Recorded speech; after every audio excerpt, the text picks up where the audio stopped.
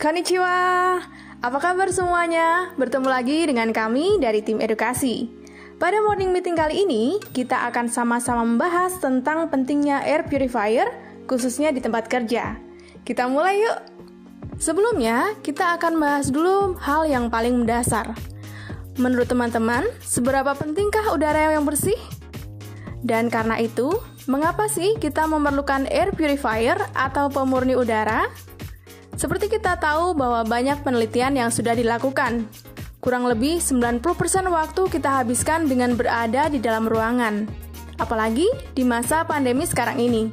Kita sangat dianjurkan untuk tetap berada di dalam rumah ataupun tempat kerja dan juga mengurangi mobilitas keluar. Namun ternyata, udara di dalam ruangan pun berpotensi 2 hingga 5 kali lebih berpolusi daripada di luar ruangan. Hal ini dikarenakan adanya partikel-partikel berbahaya yang bisa menular melalui udara atau kita sering mendengar dengan istilah airborne.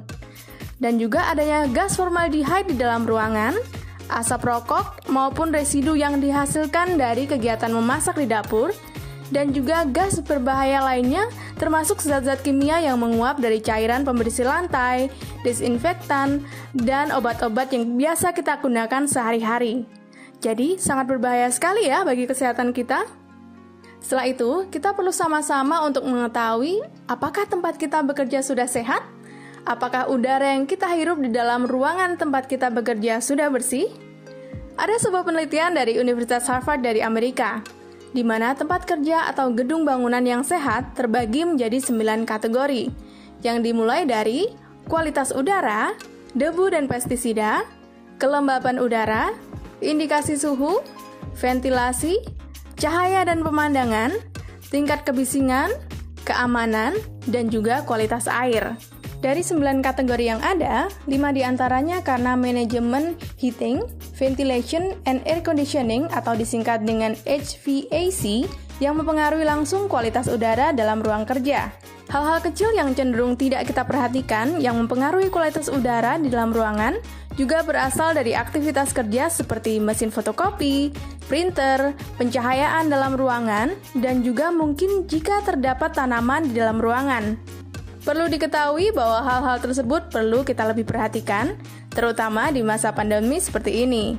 Jangan sampai kantor atau tempat kita bekerja menjadi klaster baru, tempat penularan virus dan juga bakteri ya. Tentunya hal-hal tersebut akan mempengaruhi para pekerja, dimulai dari pusing-pusing ringan, batuk, bersin, sampai dengan susah bernafas, dan juga kondisi kritis lainnya yang disebabkan oleh kualitas udara yang buruk di tempat kerja. Perubahan harus segera dimulai, supaya kita dapat memiliki kualitas udara yang lebih baik. Kita pasti sama-sama dapat mewujudkannya. Nah, hal tersebut yang perlu kita bahas, bagaimana sih caranya? Koi hadir untuk membantu Anda.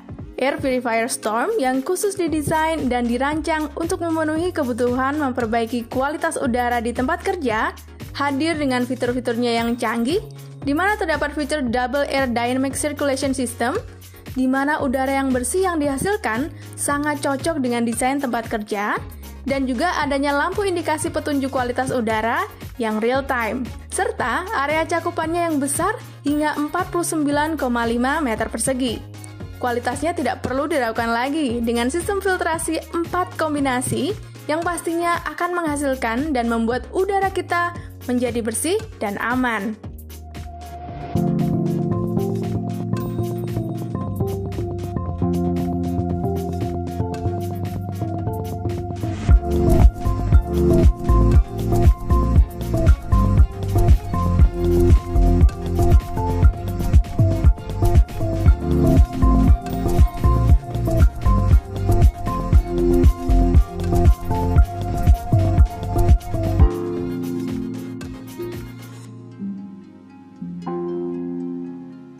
Untuk harga dan servisnya juga sangat kami pahami.